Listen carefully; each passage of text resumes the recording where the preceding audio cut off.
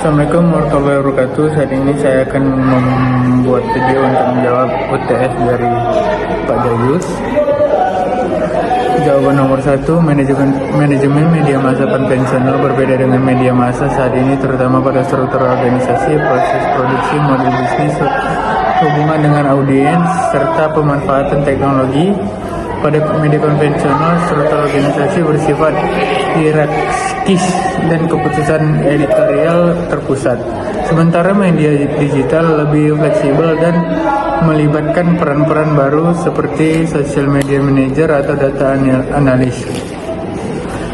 Proses produksi media konvensional juga lebih panjang karena harus melalui tahap liputan, penulisan, editing, hingga pencetakan atau penayangan, sedangkan media saat ini mampu memproduksi dan mendistribusikan konten secara cepat dan real-time melalui berbagai platform digital. Dari sisi pendapatan, media konvensional bergantung pada iklan cetak atau siaran serta penjualan fisik, sedangkan media digital memiliki sumber pendapatan yang lebih beragam seperti iklan digital, sponsored, konten, subscription, dan monetisasi platform. Interaksi dengan audiens pada media konvensional bersifat satu arah, sementara pada media digital bersifat dua arah melalui komentar, like, share, dan diskusi langsung. Selain itu, distribusi informasi lebih konvensional terbatas ruang dan waktu, sedangkan media digital bersifat global dan dapat diakses kapan saja. Jawaban nomor 2.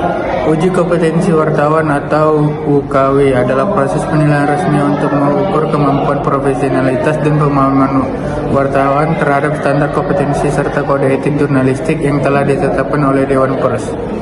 UKW bertujuan memastikan bahwa wartawan bekerja secara profesional, memahami prinsip-prinsip etis, mampu melakukan peliputan dengan benar, serta memahami standar kualitas yang dibutuhkan dalam industri media.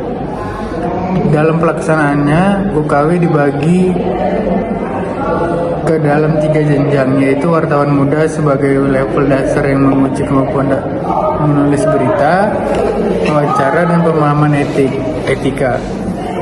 Wartawan media sebagai jenjang menengah yang menilai kemampuan analisis, editing, dan perencanaan liputan, serta wartawan utama sebagai jenjang tertinggi yang menguji kemampuan manajerial, newsroom, mengambil keputusan editorial, hingga tanggung jawab etis sebagai pemimpin redaksi atau editor senior. Ujian ini dilakukan langsung oleh Dewan Pers, tetapi oleh lembaga-lembaga yang telah diakreditasi dan dilisensi oleh Dewan Pers seperti PWU, PWI, AJI, IJTI, LSP Pers Indonesia, dan lembaga resmi lainnya. Lembaga-lembaga tersebut menyelenggarakan ujian dengan asesor tersertifikasi yang mengikuti standar dan materi kompetensi sesuai ketentuan Dewan Pers.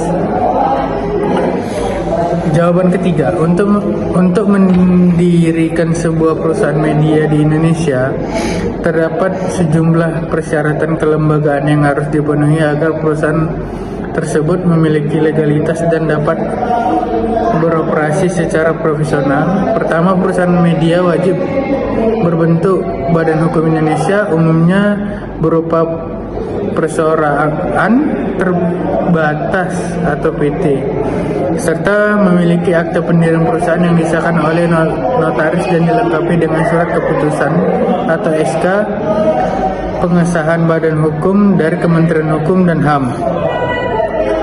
Perusahaan juga harus memiliki nomor induk berusaha atau NIB melalui sistem OSS sebagai identitas resmi kegiatan usaha. Selain itu, perusahaan media wajib memiliki struktur organisasi yang jelas, termasuk penanggung jawab, pemimpin redaksi, tim redaksi, serta bagian administrasi.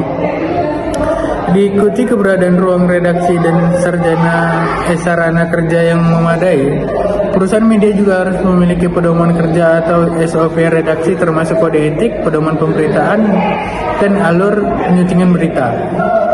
Kualitas jurnalistik dijamin melalui keberadaan wartawan yang kompeten, idealnya yang sudah memiliki sertifikasi uji kompetensi wartawan atau yang disebut UKW.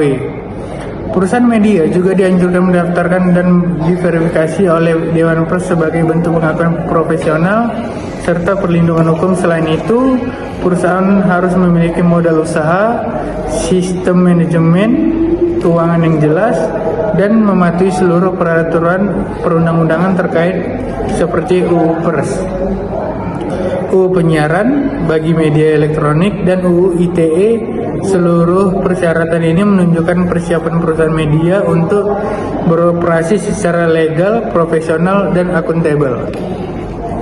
Jawaban nomor 4. Peraturan Presiden atau Perpres Publication adalah regulasi yang secara resmi menjadi payung hukum bagi hak penerbit media atau perusahaan pers untuk bernegosiasi dengan platform digital global atau seperti Google, Meta, TikTok atas konten berita yang dicurasi atau dimonetisasi oleh platform tersebut. Inti dari kebijakan ini adalah memberikan imbal balik ekonomis yang adil bagi media atas penggunaan karya jurnalistik sebagai mereka di platform digital. Dalam penerapannya, Perpres nomor 32 tahun 2024 tentang tanggung jawab perusahaan platform digital untuk mendukung jurnalisme berkualitas mewajibkan platform digital untuk membuat perjanjian tertulis dengan perusahaan pers mengenai lisensi berbayar, skema bagi hasil, berbagi data agregat pengguna, atau bentuk lain yang disepakati. Komite pengawas yang dibentuk oleh Dewan Pers menurut peraturan tersebut bertugas memediasi sengketa antara platform dan media serta memastikan kewajiban platform berjalan. Lebih jauh, Perpres ini hanya berlaku untuk perusahaan pers yang sudah diverifikasi Dewan Pers, jadi tidak mencakup kreator konten individu atau influencer. Regulasi ini diharapkan dapat memperkuat ekosistem pers nasional, baik dari sisi ekonomi, keadilan pendapatan, maupun kualitas jurnalistik, tanpa membatasi kebebasan pers dan kreativitas media tradisional atau digital. Sekian dari saya. Assalamualaikum warahmatullahi wabarakatuh.